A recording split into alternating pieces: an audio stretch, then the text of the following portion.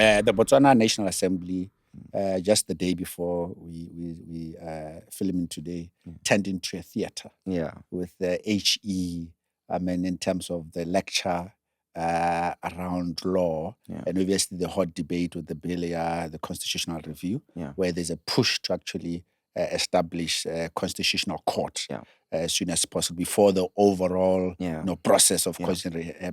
And it's rocking the social media in terms of how. So I just wondered how you felt when listening to the passion coming out of the president yesterday. The method that should be applied here is the year-on-year method under Roman Dutch law. Why is he saying this? Because in the Customary Courts Act itself, Section 2, it says the law of Botswana is the common law. What is the common law of Botswana? They say it is Roman Dutch law. So which law do we apply and why? These ones applied English law. This one applies Roman Dutch law, common law.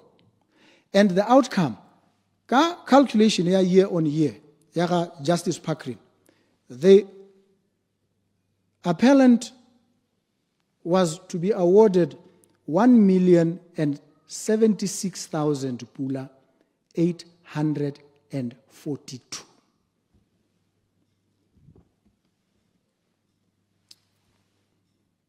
Poles apart.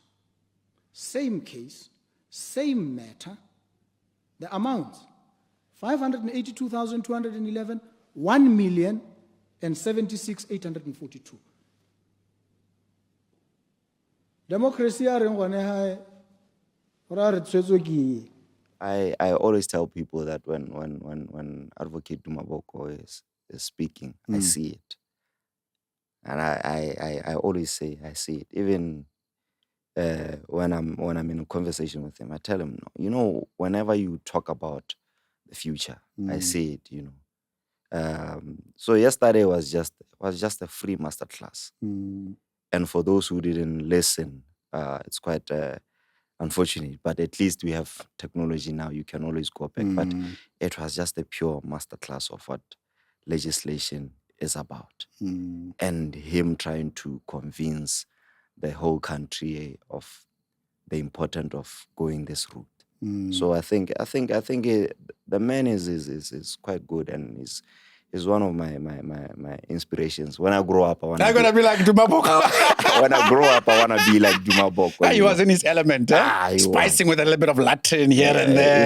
And I just can't believe the memory. It's exactly my age. Yeah. But I was like, no, man, I can't remember, pages of 149 and 1992, case between this one and that one, cases in Zimbabwe, cases in South Africa, Lord Atkin in the Caribbean. I think the man just, not to me, he epitomizes passion. He's passionate about what he does. He's passionate about advocacy, and you can, the passion, you can almost taste it.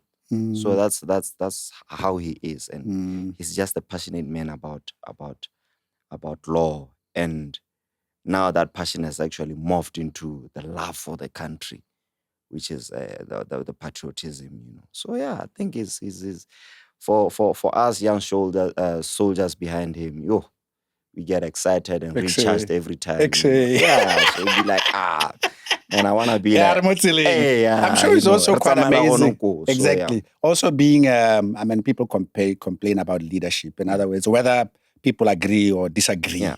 But I'm sure the feeling of that you being rightly led, is that what you feel? Or he confessed recently that he's a dreamer. I myself consider I'm a dreamer. Being an architect or being trained in the School of Architecture, you see things that people don't see. Majority of the time is you see the future. You see a structure before it's been built. So whenever he speaks, I relate to that because I can see what he's saying, When he speaks of profitability in Botswana Railways, profitability in